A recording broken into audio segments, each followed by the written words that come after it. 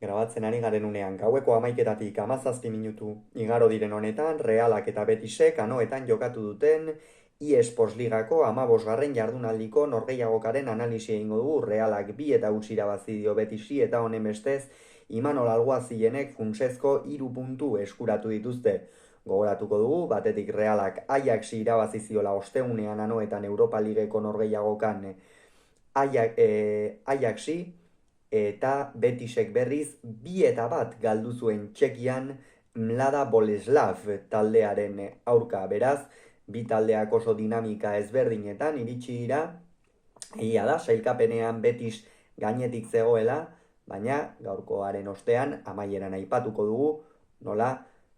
Reala orain gainetik handen. Beno, partida egia esan ez da partida ona izan, ikuslearentzat ez da bat ere ikusgarria izan gaurko norgehiagoka hau, baina Realak irabazi egin du, txuri urdinentzat hori funtsezkoa zen, eta zaleei askotan horixe ajola zaie soilik. Ez zaie ajola partida ona edo txarra izan den, taldeak ongi jokatzen badu noski beti hobeto izaten da, baina garaipena etxean geratzen bada eta partida aurrera atera bada, beti hori izaten da helburu nagusia. Beno, partida hasieran esan dugu, Reala dominatzen, baloiaren jabetza edukitzen, eta oso azkar iritsi zaio saria talde txuri urdinari, kasu honetan haien Muñozek ezkerregaletik egindako erdiraketa batean Diego Llorente azkarregi iritsi, baloia Ruiz Silvaren anteruntz bota, eta Realaren lehen gola iritsi da. Ez zuen merezi Realak gol hori, baina egia da, partidaren hasiera ikusita eta baloiaren jabetza eta Realak zuela kontuan hartuta, horixe izan dela. Ez ditugu amaikakoak errepasatu, barkatu. Amaikakoi dagokienez, Imanol Alguazilek amaika jokalari hauen aldeko apustua egin du. Remiro izan da atepean, lauko lerroan Jo Mikel Aramuru eskuine galetik, haien ezkerre galetik, Agert eta Igor Zubeldia atzealdearen erdialdean, Zubimendi izan da Euskarri moduan, Braisek eta Turrientesek lagundu diote zelai erdian, eta goian eskuinaldetik Takekubo, ezkerraldetik Ander Barrenetxea, eta goian Mikel Oiartzabal izan dira. Manuel Pellegrinik berriz, 4-2 bateko iko sistema atera du, Ruiz Silva izan da atepean, Zabali eskuine galetik, Pego ezkerre galetik, Llorente eta Bartra atzealdearen erdialdean, Euskarri bikoitza osatu dute Sergi Altimirak eta Giraok, erdipuntan izan da Giovanni Lo Celso, eta goian eskuinaldetik Rodríguez, ezkerraldetik Abde eta goian Bito Goke. Esan dugu, 14. minutuan oso azkar iritsi zaiola Realari lehendabiziko saria, eta Diego Llorentek, hain zuzen ere Realeko jokalari ohi batek, egin du gola. Gero, minutuak aurrera joan ala Realak ere dominatzen jarraitu du partidan zehar, eta 27. minutuan, Pegodek penaltia egin dio Oiartzabali, ez dugu esan, baina epailea Hernández Maeso izan da, barrean berriz Del Cerro Grande, eta Del Cerrok berak deitu dio kasu honetan Hernández Maesori, esateko penalti bat egon zitekeela iruditu zaiola, eta begiratzen joan, eta alaxe ebatzi du epaileak, Oiartzabalek maixuki gainditu du Ruiz Silva, goixo ezkerraldera jaurti du Eibartarrak,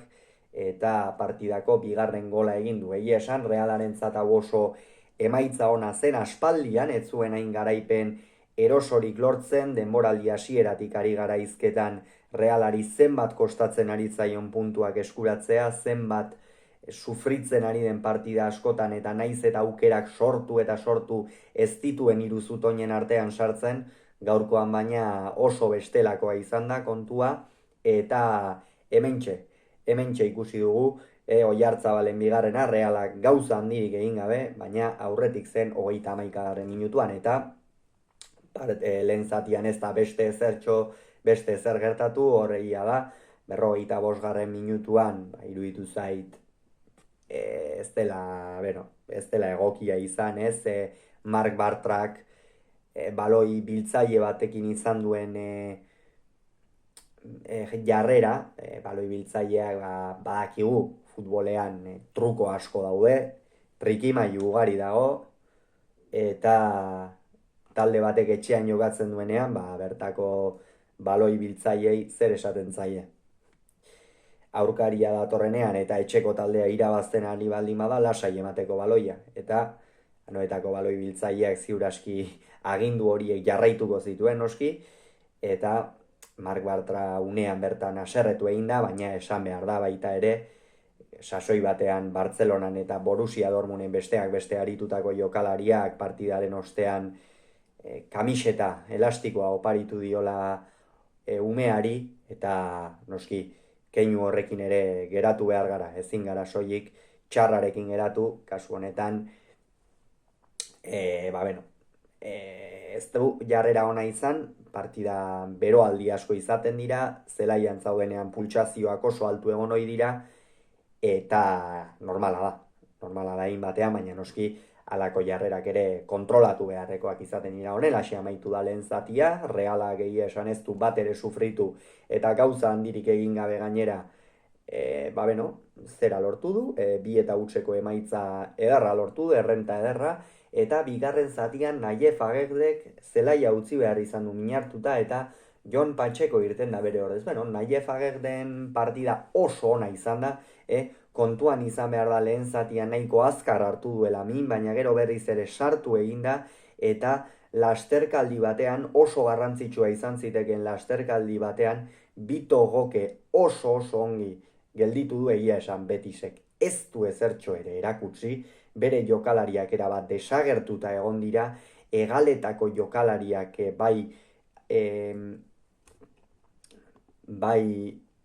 Abde eta baita Jesus ere ez dira agertu ere egin egia esan, eta benetan irudi kezkagarria utzi du lehendabiziko zatian Manuel Pellegriniren taldeak. Bigarren zatia ere lehen zatiaren moduan hasi da, ez talde batek eta ez besteak ez du aukera garbirik sortzeko aukerarik izan, aldaketa bakarra horixe, Pacheco Agegden lekua, baina sistema ere ez da aldatu, eta gero partida aurrera joan denean, Betisek ez zuen asmatzen formularekin, Realak ere ikusita partida pixka bat kontrolpean zuela edo, lehendabiziko aldaketa egin duen zuzen ere, aste honetan kontratua berritu duten bi jokalari izan dira protagonista lehendabiziko aldaketan, batetik Beñat Urrientes Beasaindarrak utzi du zelaia, partida ona egin du, beste behin ere bete du, lehengoan Ajaxen aurka irtentzenean sekulako minutuak jokatu zituen Beasaindarrak, zelai erdi horretan nagusitasuna erakutsiz, duen kalitatea erakutsiz, eta azken urte honetan esango nuke gorakada itzela eman duela, heldutasuna ere gehiago dauka, hasierako Turrientes lotsatiago hori edo ez gara ikusten ari, gaurkoan berriz bai, gaurkoan eta aurrekoan ere, Ajaxen aurka oso ongi ikusi genuen Beñat, geroz eta konfiantza gehiago dauka bere buruarengan, orain gainera taldea kontratua berritu izanarekin ere, berak erantzun nahiko du noski, eta bere ordez Pablo Marin, atera Marinek ere minutu honak jokatu ditu, honek ere aste honetan berritu du, eta batez ere hor zelai erdian Turrientesen postuan, hor ere ez da sistemarik aldatu, Turrientesen postuan aritu da, baina esango nuke gehiago egalera botata, eta esan jokaldi eder bat egin du, baina orokorrean partidaren eskakizunetan ongi moldatu da Pablo Marin. Eta Betisek ere aulkia mugitu du, kasu honetan Giraok eta Abdek utzi dute zelaia, Girao kasu honetan Euskarria eta Abde ezkerraldeko, kanpoaldeko jokalaria, egia esan ez batak eta ez besteak ez dute euren gaua izan. Abdek ez du izkin egiteko aukerarik ere izan, Jon Mikel Aranburuk eta Nayef Agegdek alde horretan oso ongi kontrolatuta izan dute marrokiarra,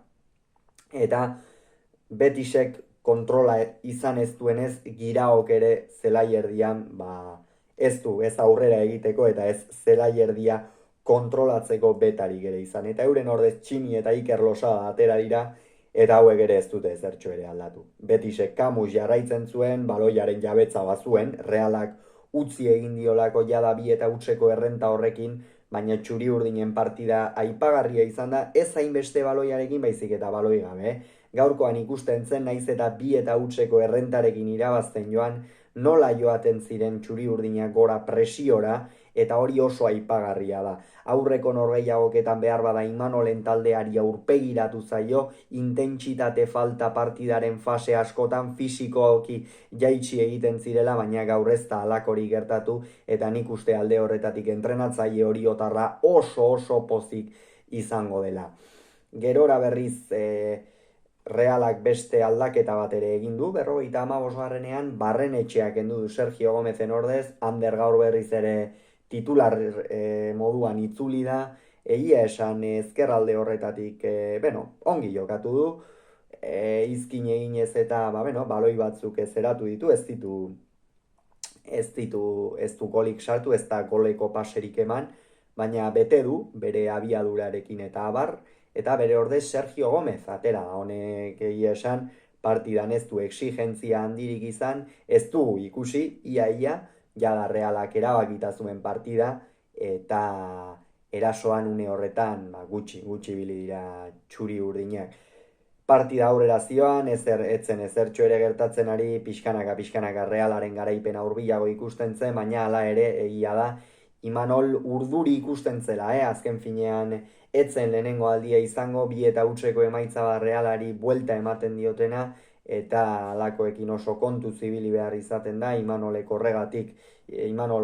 ikusi du partida osoan zutik eta intentsitate handiz aholkuak ematen, eta horren ondorioz Sergio Gómezek ez du agertzerik izan, eta 71. minutuan goleatzaile bat kendu du kasu honetan, Realaren elastikoarekin gaur gola sartu duen jokalari bakarra, Mikel Oyarzabal ez dago bere punturik onenean, badakigu, azken bolan soilik penaltizari da sartzen golak, baina taldearentzat oso jokalari garrantzitsua da, kapitaina da,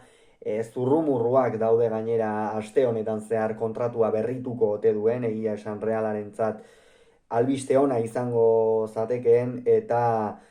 naiz eta kritika ugari jasotzen ari den eibartarra sektore baten aldetik, iruditzen zait, hain da baliagarria edozein unetan aldizu aldatu partida bat, eta Mikel Oyarzabal bezalako jokalariak bai zelaian eta bai zelaitik kanpo taldea ordezkatzeko ezinbestekoak dira. Bere ordez, Umar Sadik atera da, zer esan Sadiki buruz, gaurkoan ere ez du asmatu, ez zaizkio baloi asko iritsi egia da, baina hor izan du baloi bat, egia esan hor nahiko traket zibili da, kadagoako latigoa. Pablo Marinek sekulako jokaldia egin du, hegaletik, gero ia area ertzeko marra bilatu du, baina Sadikekin jokatzea erabaki du, areatik nahiko hurbil zegoelako, baina irriste egin du. Horixe izan da Sadiken gaurko jokaldi bakarra, gainontzean zorteko izan da Realak partida itxia zuela, bestela kritika bat baino gehiago erori beharko zitzaion. Eta 71. minutuan ere, Betisek beste aldaketa bat egin du, kasu honetan Bito Goke alias Otik Ginok utzi du zelaia, eta bere ordez Cedric Bakambu irten da, hau ere jokalari klasikoa ligan, sasoi batean Villarrealen ibilitakoa, eta orain okerrez palimanago Betisek utzita duena, hain zuzen ere. Orain bertan begiratuko dut, baina uste dut Cedric Bakambu Betisen utzita dagoela, ez, une honetan fitxatuta dago, hau jokalari hau Galatasarain ibili zen 2023-24, eta gero Betisek fitxatu zuen. Kongoarra. Eta horixe, Bakambuk ere ez du aukerarik izan, Betisek apenas zapaldu du Remiroren atea, egin dituzten erremateak ere oso behartuak eta kaskantearrak atearen erdikaldetik edo hartu ahal izan dituenak, eta bai oso trakets Betis, eta Realak ere 80. minutuan aldaketa egin du, kasu honetan Brais Mendez kendu eta Ola Sagasti sartu du, nik uste saiatu dela, Imanol gaurkoan hain ohikoak ez diren jokalariei minutuak ematen, 2-0koarekin partida itxita zegoelakoan edo, eta halaxe izan da, partida itxita zegoen 2-0koarekin, eta hortxe atera da, kasu honetan Jonander Ola Sagasti, Braisen ordez, Braisek ere bete du, gaurkoan beste behin ere, zelai erdi horretan ziurtasuna eman dio, segurtasuna egonkortasuna taldeari, eta gaurkoan horixe zen, eskatzen zen gauza bakarra. Eta Jonander Olasagasti irten denean ere honek ongi bete du bere lana, ez ditu baloi asko ukitu, baina Betisek ere ez du minik egin, eta orduan arazori gabe ibili da Donostiarra. Eta Betisek 83. minutuan egin ditu azken bi aldaketa, kasu honetan Altimirak eta Jesusek utzi dute zelaia, ez batak eta ez besteak ez dute euren gaua izan, talde osoak bezala, badirudi talde osoak kutsatu egin dela bezala, eta Juanmik eta Mateo Floresek irten diren beste bilokalariek ere erasorako atera ditu, baina gaur Betis desagertuta egonda, Pellegriniren taldearen egoera ez da bat ere ona, kezkagarria dela ere esan daiteke, UEFAn aurrekoan partida nahiko erraz bat edo behintzat nahiko ongi atera beharrekoak galdu egin zuten, gaurkoan ere anoetan galdu egin dute, gainera gaurkoan ez dute golik sartu, eta ikusiko dugu ea zer gertatzen den hurrengo orduetan Heliopoliseko bulegoetan, baina iruditzen zait, bati baino gehiagori alarmak piztu zaizkiola. Hauxe esan beharrekoa, Realarentzat garaipen oso garrantzitsua gaurkoa ligan, une honetan txuri urdinak 9. postuan dira 21 punturekin 3 puntura dituztela konferentzeko postuak, aldiz, Betisek 10. postura egin du bera 20 punturekin, hain zuzen ere gaur, Realak hartu dio aurre. Hauxe beraz esan beharrekoa, aurrengoan gehiago izango zuen, bitartean izan agur.